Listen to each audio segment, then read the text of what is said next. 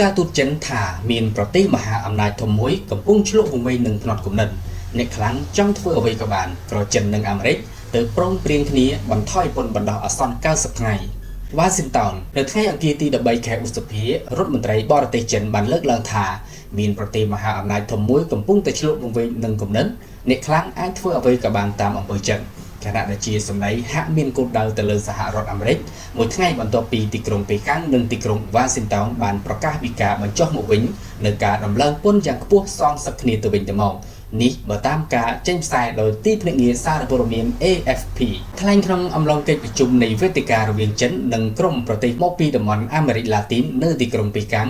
លោកប្រមុខការទូតចិនបាននិយាយថាប្រទេសមហាអំណាចមួយនោះកំពុងតែប្រើប្រាស់ចំណាត់ការពន្ធគយជាអាវុធដើម្បីសម្លុតគំរាមធ្វើបាបប្រទេសដទៃហើយលោកវាងបានទទូចឲ្យក្រុមប្រទេសអាមេរិកឡាទីនចូលរួមជាមួយចិនដើម្បីរក្សាការពារសិទ្ធិនិងផលប្រយោជន៍ស្របច្បាប់របស់ពួកគេគួរបញ្ជាក់ថាការប្រឡូយពាក្យសម្ដីរបស់លោកវាងធ្វើឡើងបន្ទាប់ពីចិននិងសហរដ្ឋអាមេរិកបានចេញសេចក្តីថ្លែងការណ៍រួមកាលពីថ្ងៃអង្គារស្តីពីលទ្ធផលនៃជំនួបចម្រុងចម្រាសង្គ្រាមពាណិជ្ជកម្មនៅឯប្រទេសស្វីសកាលពីចុងសប្តាហ៍មុនសេចក្តីថ្លែងការណ៍នោះបាននិយាយថាភាគីទាំងពីរបានព្រមព្រៀងគ្នាកាត់បន្ថយពន្ធគយម្ខាងចំនួន 115% ចុះមកវិញជាបណ្ដោះអាសន្នសម្រាប់រយៈពេល90ថ្ងៃពលគឺពន្ធសហរដ្ឋអាមេរិកលើទំនិញចិននឹងត្រូវទម្លាក់មកនៅត្រឹម